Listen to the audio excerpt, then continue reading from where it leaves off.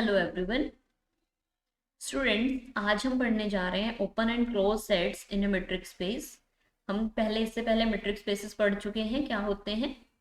तो अब open and close sphere या ओपन बॉल या क्लोज बॉल किसे कहते हैं ये हम जानेंगे। ठीक है। सो एक्स हमारे पास कोई भी आर्बिट्रेरी स्पेस है और डी एक मेट्रिक है, डिस्टेंस फंक्शन है जो डिफाइन होता है एक्स क्रॉस एक्स से आर पे। ठीक है। So this ordered pair x comma d is a metric space. ये हम पढ़ चुके हैं। तो ये एक मेट्रिक स्पेस ले लिया हमने जिसपे डी मेट्रिक डिफाइन है। ये देखिए हर प्रॉब्लम में डी मेट्रिक अलग अलग स्पेस पे अलग अलग तरह से डिफाइन हम करेंगे, तो उसके कोरस्पॉन्डिंग अलग अलग ओपन स्फीयर और ओपन बॉल हमारे पास मिलते जाएंगे। ठीक है। सो अब इस आर्बिट्रेरी स्पेस एक्स से मान लीजिए ये हमारे पास कोई आर्बिट्रेरी स्पेस है। ठीक है, दस रेड वन ये। अब इसमें कोई एक एलिमेंट ले लिया हमने, ए एलिमेंट। इस एक्स स्पेस के अंदर कोई एक ए एलिमेंट ले लिया, मान लीजिए यहाँ पे है ए एलिमेंट और आर कोई भी पॉजिटिव रियल नंबर है। Then S r of a या S centred at a of radius r, इस तरह से बोला जाएगा। ठीक है। तो इसे बोल सकते हैं sphere centred at a of radius r और a ball centred at a of radius r. ये हो गया हमारे पास। दिस इज एलिमेंट एक्स, वो एक्स एलिमेंट किसके, इस स्पेस एक्स के। दिस ये रेड जो मैं आपको बॉक्स दिख रहा है दिस इज और मान लीजिए आर्बिट्रेरी स्पेस एक्स, और इसके अंदर से सिर्फ वो एलिमेंट्स हम यहाँ पे इस सेट के अंदर लेंगे। इस बॉल के अंदर वो एलिमेंट्स आएंगे जो ये कंडीशन सेटिस्फाई करते होंगे। एंड दिस कंडीशन इज कि ए से जिनका डिस्टेंस वो एक्स जिनका ए से डिस्टेंस कितना रहता हो, आर से कम रहता हो। अब मान लीजिए ये आपके पास आर है। ठीक है, ये आपके पास आर कोई रियल नंबर है, मान लीजिए 5 है ये रियल नंबर। सो वो एलिमेंट्स इस एक्स स्पेस के सिर्फ वो एलिमेंट्स इस सेट के अंदर आएंगे, ओपन स्फीयर में आएंगे जिनका डिस्टेंस ए से 5 से कम रहता हो। तो देखिए क्या ये एलिमेंट इसके अंदर आएगा। ये मान लीजिए कोई एक एलिमेंट है x1 मैंने नाम दिया, क्या x1 इस स्फीयर के अंदर इस बॉल के अंदर आएगा। देखिए अब कैसे पता लगेगा, हमें ए से इस x1 के बीच का डिस्टेंस देखना है। आपने ये स्ट्रेट लाइन होगी, ए से x1 के बीच का डिस्टेंस देखना है, क्या वो 5 से कम है। तो वो 5 से कम नहीं होगा क्योंकि 5 से कम रहने वाले जो भी एलिमेंट्स रहेंगे वो कहाँ दिखेंगे, इस सर्कल के अंदर। अब यहाँ पे कोई x2 एलिमेंट है, अब उसका क्या वो हमारे पास ओपन स्फीयर में आएगा। यस, इस ओपन स्फीयर में आएगा। क्यों, क्योंकि उससे और ए का डिस्टेंस, ये ए पॉइंट है, 5 से कम है, तो वो यहाँ पे सेटिस्फाई हो रहा है। तो x2 एलिमेंट इसमें बिलोंग करेगा, x1 नहीं करेगा। ठीक है, तो आप देखोगे कौन कौन से एलिमेंट्स हैं जो बिलोंग करेंगे। क्या ये एलिमेंट है एक x3 which is on boundary, क्या x3 एलिमेंट इसके अंदर आएगा ओपन स्फीयर में। अब देखो इससे इससे और a का डिस्टेंस, x3 और a के बीच का डिस्टेंस है वो इक्वल टू 5 है, नॉट लेस देन 5। ठीक है, तो x3 भी इसमें नहीं आएगा। तो वो एलिमेंट्स जो इस स्फीयर के बिल्कुल अंदर रह रहे हैं। अब कोई एलिमेंट यहाँ पे है जो बाउंड्री पे नहीं है, बिल्कुल जस्ट बाउंड्री के अंदर है, मान लीजिए ये x4 एलिमेंट। तो x4 एलिमेंट से a का डिस्टेंस लेस देन 5 हो जाएगा, तो वो उसके अंदर आएगा। समझ गए आप लोग कि ओपन स्फीयर क्या होता है। ठीक है, इसी तरह से अब क्लोज स्फीयर की बात हो रही है। सो वही मेट्रिक स्पेस आपके पास और ए एलिमेंट एक्स का है और r greater than 0 b a real number and real number, then S r closed a. ठीक है, सो इसका मतलब वो एक्स एलिमेंट्स एक्स सेट के जिनका डिस्टेंस या तो लेस रहता है या इक्वल रहता है आर के। देखिए डिफरेंस यहाँ पे है इन दोनों में, यहाँ पे स्ट्रिक्टली लेस देन आर होना चाहिए ओपन में और क्लोज के अंदर less than equal to r. Okay, ये डिफरेंस है दोनों में। सो अब इसके अंदर बताओगे कि क्लोज स्फीयर के अंदर कौन कौन से एलिमेंट आएंगे। x1, क्या अब x1 आएगा क्लोज बॉल के अंदर, क्लोज स्फीयर के अंदर। अभी भी x1 नहीं आएगा। ठीक है, क्योंकि वो अभी भी या तो 5 होना चाहिए उन दोनों के बीच का डिस्टेंस या 5 से लेस रहना चाहिए तभी आएगा, बट x1 तो स्टिल बहुत दूर है, वो नहीं आएगा। x2 इस क्लोज स्फीयर में भी आएगा। x3 के बारे में बताना है, अब क्या वो क्लोज स्फीयर में आएगा। यस, वो क्लोज स्फीयर में आएगा। ठीक है, क्लोज बॉल के अंदर आएगा बिकॉज वो बाउंड्री पे है, ए और x3 के बीच का डिस्टेंस इक्वल टू 5 है। ठीक है, तो इसे ऐसे सर्कल की तरह देखना है। अब अगर हम आर स्क्वायर के अंदर बात कर रहे हैं ना, आर स्क्वायर के अंदर बात कर रहे हैं, हम किसी प्लेन के अंदर बात कर रहे हैं, तो वैसे सर्कल ही दिखेगा वहां पे।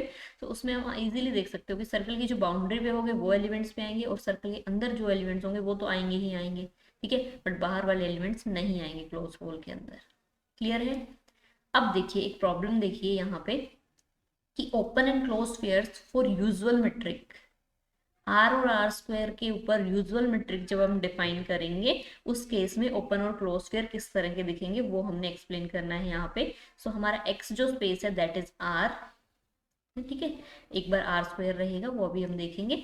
और जो डी जो फंक्शन है, ठीक है, डी फंक्शन कैसे डिफाइन होगा, एक्स क्रॉस एस एक्स से होता है, सो मतलब आर क्रॉस आर से आर पे डिफाइन है। सो फर्स्ट एलिमेंट भी यहाँ पे आर से आएगा और इसके अंदर सेकंड एलिमेंट भी आर से आएगा और वो डिफाइन कर दिया यूजुअल मेट्रिक मतलब मॉडुलस। सिंपली जिस तरह से डिस्टेंस लिया जाता है तो modulus of x minus y, ये यूजुअल मेट्रिक बोला जाता है, इस तरह से डिफाइन है आर के ऊपर। ओके, सो ये आपके पास हो गया, डिस्टेंस फंक्शन आपका डिफाइन हो गया। अब आपके पास एस आर ऑफ ए वो क्या होगा, द सेट इज, वो x बिलोंग्स टू r लिख लीजिए, x लिख लीजिए, such that d of x y is less than r। Sorry d of x y नहीं लेंगे, a फिक्स है, ये a पॉइंट फिक्स है, एज अ सेंटर काम कर रहा है ये हमारा, ठीक है। सो वो एलिमेंट्स, तो देखिए फिर हम क्या करना है, ये एज इट इज रहेगा, डी ऑफ एक्स ए जो डिफाइन कर रखा है वो हमने यहाँ पे लिख देना है। डी ऑफ एक्स जब यहाँ वाई होता है तो modulus of x minus y है, सो जब वाई को ए से रिप्लेस कर देंगे so this thing holds. Okay, now इसे और सिंप्लीफाई करके हम किस तरह से इस सेट को लिख सकते हैं कि ये मॉडुलस आप खोल दीजिए, सो कितना आएगा, x minus a lies between minus r and r. और इसे किस तरह से लिख सकते हैं, that x belongs to r, a को ऐड कर दीजिए, सो a माइनस आर और a प्लस आर के बीच में आपका x लाई करता है, ठीक है। सो आपका जो ओपन स्फीयर, जो ओपन बॉल है या ओपन स्फीयर है वो उसमें कौन से एलिमेंट्स आ गए, a माइनस आर से a प्लस। तो देखिए ये एग्जांपल है कि एक्स डी एक मेट्रिक स्पेस दिया है और ओपन स्फीयर आपने बताना है कि डिस्क्रीट मेट्रिक, ये मेट्रिक डिफाइन किया हुआ है, डिस्क्रीट मेट्रिक में ओपन स्फीयर किस तरह का दिखेगा, ठीक है। सो उसके लिए लेट आपके पास ए कोई एलिमेंट है एक्स का और आर कोई पॉजिटिव रियल नंबर हो गया, ठीक है, पॉजिटिव रियल नंबर। अब फर्स्ट केस ले लीजिए जब when r is greater than one, one से जब बड़ा है आपका रियल नंबर, उस केस में आपका पॉजिटिव स्फीयर किस तरह से दिखेगा, मींस वो एक्स के एलिमेंट, डेफिनेशन लिख लीजिए यहाँ पे, such that distance between x and a is less than equals to r. अब देखिए इसको एक एग्जांपल की हेल्प से यहाँ समझिए कि आर आपका ग्रेटर देन वन है तो लेट कर लीजिए, रफली मैं आपको समझा रही कि आर मान लीजिए टू है, ओके, तो उस केस में आपके पास distance between x and a point वो लेस देन टू होना चाहिए, आर की वैल्यू मैंने यहाँ पे रख दी, ओके। तो देखिए हमारे पास ये जो डी फंक्शन है ये दो ही वैल्यू रखता है, आइदर या तो जीरो रखेगा या वन रखेगा, ठीक है। इफ x जब a के इक्वल हो जाएगा तो distance between x and a कितना हो जाएगा, जीरो हो जाएगा। और जो x a के इक्वल नहीं रहेगा तो distance between x and a की वैल्यू कितनी आएगी, वन आएगी। तो दोनों ही केस में चाहे दोनों ही वैल्यू हमारे पास आए, दोनों ही केस ट्रू है, बिकॉज जीरो भी टू से लेस है और वन भी टू से लेस है, ठीक है। यहाँ पे दो वैल्यूज आ सकती हैं, वो दोनों ही लेस देन टू है।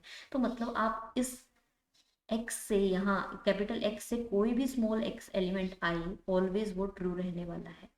इसका मतलब है इस x, इस ओपन स्फीयर के अंदर क्या कौन से एलिमेंट्स आ जाएंगे, x के कौन से एलिमेंट्स आएंगे, सारे ही एलिमेंट आ जाएंगे इसके अंदर, ठीक है। सो इस केस के अंदर when r is strictly greater than one, our open sphere is the whole sphere x, okay.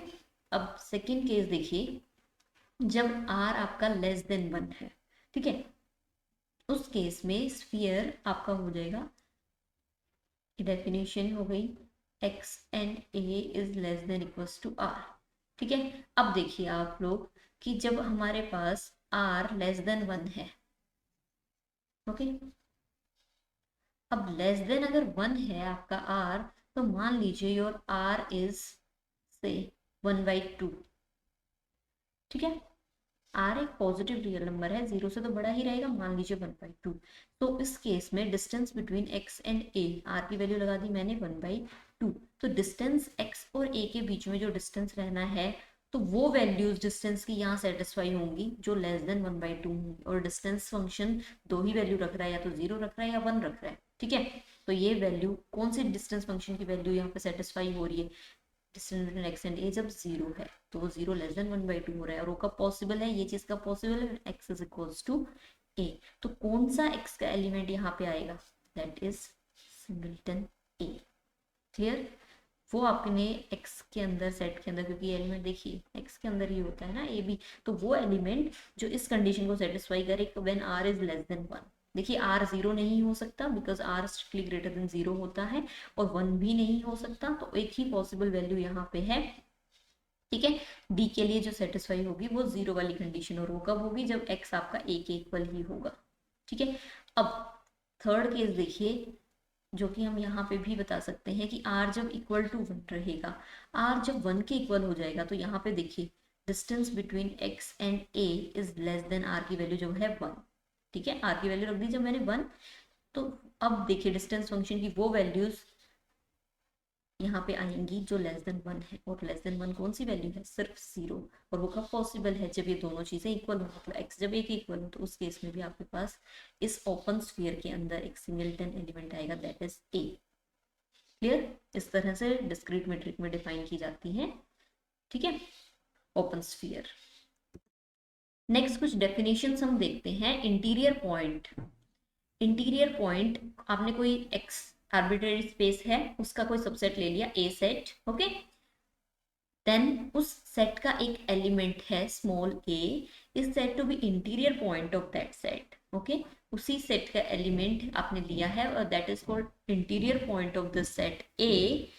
कब, if there exist a real number, आपके एक ऐसा रियल नंबर मिल जाए, there exist a real number, ये बहुत ध्यान रखना है इस चीज का, मैं इसमें फोकस भी कर रही हूँ कि एक रियल नंबर आपको ऐसा मिल जाए। ठीक है, कोई एक रियल नंबर आपको ऐसा मिल जाए सच दैट कि उस ए पे सेंटर्ड जो स्फीयर बनेगा ऑफ रेडियस, उस आर से आपने रेडियस लेनी है, तो उस ए पे सेंटर्ड एक स्फीयर आपका ए के अंदर लाई कर जाए। ठीक है, अब मान लीजिए, देखिए इस चीज को देखने की कोशिश करते हैं कि ये आपके पास आर्बिट्रेरी स्पेस एक्स है। ठीक है, इसके अंदर कोई एक सबसेट ले लिया, से दिस ए सबसेट है। अब इस ए सबसेट का कोई एलिमेंट, मान लीजिए यहाँ पे एक एलिमेंट है स्मॉल ए। ठीक है, ये स्मॉल ए एलिमेंट क्या इस कैपिटल ए सेट का इंटीरियर पॉइंट होगा, ये हम कैसे देखेंगे कि आपके पास एक ऐसा आर मिल जाए कि आप इस ए को सेंटर मान के और एक ऐसा स्फीयर बना सकें जो पूरी तरह से ए के अंदर रहे। ठीक है, पूरी तरह से जब वो ए के अंदर रहेगा, ऐसा स्फीयर अगर बन पा रहा है आपके लिए, आप बना पा रहे हैं ऐसा, ठीक है, अगर पॉसिबल है, तो हम कहेंगे कि वो point A is interior point of that set. ठीक है, वो पॉइंट उस सेट का इंटीरियर पॉइंट हो जाएगा, और ये जो ए सेट है, ये ए सेट उस पॉइंट के लिए नेबरहुड का काम करेगा। ये डेफिनेशन दोनों यहाँ पे मैंने लिखी हुई है। जो स्मॉल ए पॉइंट है वो आपका इंटीरियर पॉइंट बन जाएगा, that is interior point of capital a, and जो कैपिटल ए है वो आपका neighbourhood of that point small a. Small a के लिए ये कैपिटल ए नेबरहुड का काम करेगा, और ए इंटीरियर पॉइंट बन जाएगा अगर उस ए पे सेंटर्ड आर रेडियस कोई ऐसा रियल नंबर मिलता है कि उससे रेडियस बनाओ आप। ठीक है, ए को सेंटर रख के सर्कल बनाओ आर रेडियस का लेके, और वो उस पूरे सेट के अंदर आ जाए। ठीक है, अब एक चीज देखिए, अगर आपके पास, इसको मैं थोड़ा बड़ा आपको दिखाने की कोशिश करती हूँ कि ये आपके पास ए सेट है कैपिटल ए, और इसका ये अगर मैंने पॉइंट लिया से this A small A point, obviously ये ए सेट के अंदर है, ए सेट आपका ये पूरा था अलोंग विद बाउंड्रीज। ठीक है, तो ए सेट के अंदर ए पॉइंट लिया, बाउंड्री पे मैंने ले लिया, अब आपके पास क्या कोई ऐसा आर, क्या कोई ऐसा पॉजिटिव रियल नंबर मिलेगा कि जिससे आप इसको सेंटर रख के एक सर्कल बनाए, एक ओपन स्फीयर बनाए, ओपन बॉल बनाए, वो पूरी तरह से ए के अंदर है। क्या कितना भी छोटा आप ले लो, तो आप देख पा रहे हो हमेशा वो आर, हमेशा कुछ पोर्शन उस चीज का, उस स्फीयर का कुछ पोर्शन हमेशा इस ए सेट से बाहर रहेगा, हमेशा रहेगा। ठीक है, कब कब रहेगा, जब आप ये ए स्मॉल ए जो पॉइंट है ये आप बाउंड्री पे लेंगे। ठीक है, तो जब भी बाउंड्री का हम कोई पॉइंट लेते हैं, तो उसके लिए हमें कोई भी रियल आर ऐसा नहीं मिलेगा कि उस रियल आर रेडियस का, ठीक है, ए पे सेंटर्ड स्फीयर बनाओगे तो वो पूरी तरह से ए के अंदर आ जाए। ओके, सो बाउंड्री वाले पॉइंट्स के लिए वो कंडीशन सेटिस्फाई नहीं होगी, तो मतलब बाउंड्री पॉइंट्स कभी भी किसी सेट के इंटीरियर पॉइंट नहीं बनेंगे। ठीक है, और उन बाउंड्री पॉइंट्स के लिए this A capital A set कभी भी नेबरहुड का काम नहीं करेगा। बट अगर थोड़ा सा भी अंदर रहा ए पॉइंट बाउंड्री से, तो हमेशा एक छोटा सा आर मिल जाएगा आपको, बिकॉज आर रियल नंबर है ना, इनफाइनाइट रियल नंबर है, छोटा सा छोटा रियल नंबर आपके पास मिल जाएगा कि उस रेडियस का आप यहाँ पे एक स्फीयर बॉल बना सकते हो जो ए सेट के अंदर है। क्लियर? तो बाउंड्री पॉइंट्स इंटीरियर पॉइंट नहीं होंगे। अब ये आपके पास मीट्रिक डिफाइन किया हुआ है, ठीक है। इसके अंदर अगर मैं ए सेट ये ले लूँ, पूरी रियल लाइन है, रियल लाइन से मैंने क्लोज्ड इंटरवल 1 to 2 उठा लिया, ये पूरी रियल लाइन थी, ये 0 पॉइंट है, ये 1 पॉइंट है, ये 2, इससे मैंने क्लोज्ड इंटरवल 1 to 2 ले लिया। अब इस ए का इंटीरियर लिखना है आपने। ओके, इंटीरियर पॉइंट का नोटेशन भी हम यहाँ पे ले लेते हैं, नोटेशन भी मैं यहाँ पे बता देती हूँ कि नोटेशन किस तरह से रिप्रेजेंट करते हैं किसी सेट के इंटीरियर को। ए और this not, this is a interior, इसे ऐसे बोला जाता है ए इंटीरियर। तो ए इंटीरियर आपने इस सेट के लिए इंटीरियर निकालना है। तो अभी मैंने क्या कहा कि जो बाउंड्री पे जो पॉइंट्स होंगे वो कभी भी इंटीरियर पॉइंट नहीं बनेंगे। बाउंड्री पे कौन है? 1 है और 2 है, तो 1 और 2 दोनों नहीं होंगे। तो इस सेट का ए सेट का सेट ऑफ इंटीरियर, ठीक है, इंटीरियर पॉइंट का कलेक्शन में क्या आएगा? Open interval 1 to 2। क्लियर? ये बात सबको समझ में आई? तो इसी तरह से ये तो इंटीरियर की बात हो गई। अब अगर हम नेबरहुड की बात करते हैं तो क्या क्वेश्चन है ये कि does set A acts as a neighborhood for point 2? क्या 2 के लिए ए सेट नेबरहुड का काम करता है? अब देखिए 2 बाउंड्री पे है, ठीक है, ये 2 है आपके पास, ये आपके पास 1 है, 2 बाउंड्री पे है आपके पास, और 2 के को सेंटर रख के आप कोई भी बॉल, आर के अंदर बॉल मतलब इंटरवल की फॉर्म में दिखेगा, तो कोई भी बॉल अगर आप ड्रॉ करोगे तो वो कितनी भी छोटे से छोटा आर ले लीजिए, वो ऑलवेज इस ए सेट से बाहर जाएगा। ए सेट आपका यहाँ से यहाँ तक है, ठीक है। सो ए 2 के लिए कभी भी आंसर होगा नो, क्योंकि 2 के लिए ए कभी भी नेबरहुड का काम नहीं करेगा। 2 इंटीरियर पॉइंट भी नहीं है ए का, ए 2 के लिए नेबरहुड भी नहीं बनेगा। लाइकवाइज 1 के लिए। क्लियर है ये बात? अब एक प्रॉब्लम ये देखिए, वही आपके पास रियल लाइन है, ठीक है, स्पेस रियल लाइन का है, डिस्टेंस यूजुअल मेट्रिक फंक्शन वहां पर डिफाइन किया हुआ है। ए सेट आपका इस तरह से है, देखिए ये आपके पास 0 है, दिस इज योर 2, ठीक है, यहाँ कहीं 1 है, और ये आपके पास है पॉइंट 1/2। आपने चेक करना है क्या a is neighbourhood, is a neighbourhood for point 1? क्या 1 के लिए ए सेट नेबरहुड का काम करता है? या इसी चीज को हम कह सकते हैं, क्या 1 बिलोंग करता है ए इंटीरियर में? करता है या नहीं करता है? ठीक है, मैंने लिखा a doesn't belong to a interior. क्या ये चीज ट्रू है या नहीं? 1 ए के लिए इंटीरियर पॉइंट होना या कैपिटल ए 1 के लिए नेबरहुड काम करना, that is same thing. Okay, तो अब देखिए ये आपके पास सेट है, इस सेट के अंदर 0 to 2 क्लोज्ड इंटरवल, 0 भी है 2 भी है, बट कौन नहीं है? ये 1/2 एलिमेंट नहीं है। इसको मैंने ऐसे ओपन सर्कल से दिखा दिया कि 1/2 एलिमेंट हमारे पास नहीं है इस सेट में, और ये है 0 भी है इसमें और 2 भी है, ठीक है। तो 1 के लिए क्या नेबरहुड मिलेगी आपको? तो नेबरहुड 1 के अराउंड आपको एक ओपन स्फीयर चाहिए, उसके लिए स्फीयर बनाने के लिए एक रेडियस चाहिए, बिकॉज सेंटर जो रखना है वो तो पॉइंट हमें पता है, ठीक है। ये जैसे डेफिनेशन में बात कर रहे थे हम, एक आपके पास there exist a real number, एक रियल नंबर आपको ऐसा चाहिए, ठीक है, जो ए के सराउंडिंग एक बॉल बना पाए, ठीक है, और जिससे हम वो दिखा सके कि वो पूरा उसमें लाइक करता है। अब जो ए पॉइंट होता था, जो सेंटर रखना है, दैट इज 1, वो गिवन है। तो अब आप क्या इतनी रेडियस अगर आप ले लोगे, ठीक है, दिस मच रेडियस अगर इतनी आर आपने ले ली, तो वो हम देख पा रहे हैं कि इतना आर अगर ले लेते हैं तो वो इस ए सेट के अंदर आ जाता है, क्योंकि 1/2 ही नहीं आना चाहिए, क्योंकि वो तो है नहीं, 1/2 को कंटेन करेगी कोई नेबरहुड, तो वो आपका ए के अंदर कंटेन नहीं होगी। क्यों? क्योंकि 1/2 सेट के अंदर नहीं है। अगर देखिए मान लीजिए आपने इतनी रेडियस ले ली, ठीक है, आपने आर इतना चूज किया, इतना, तो उस केस में 1/2 उस सर्कल के अंदर, उस बॉल के अंदर आ रहा है, तो 1/2 इस सेट के अंदर नहीं है, तो ये जो बॉल बनी है ना, ये दिस बॉल, ये बॉल ए के अंदर नहीं सेट हो सकती, इसके अंदर नहीं लाई कर सकती। बट हम देख पा रहे हैं अगर हम इतनी रेडियस का अगर एक बॉल ड्रॉ करते हैं इतनी रेडियस लेके, तो वो तो इजीली ए के अंदर आ पा रही। तो हम कितनी रेडियस ले, 1 के अराउंड कितना इधर चले कितना इधर चले, कि हम 1/2 को ना ले।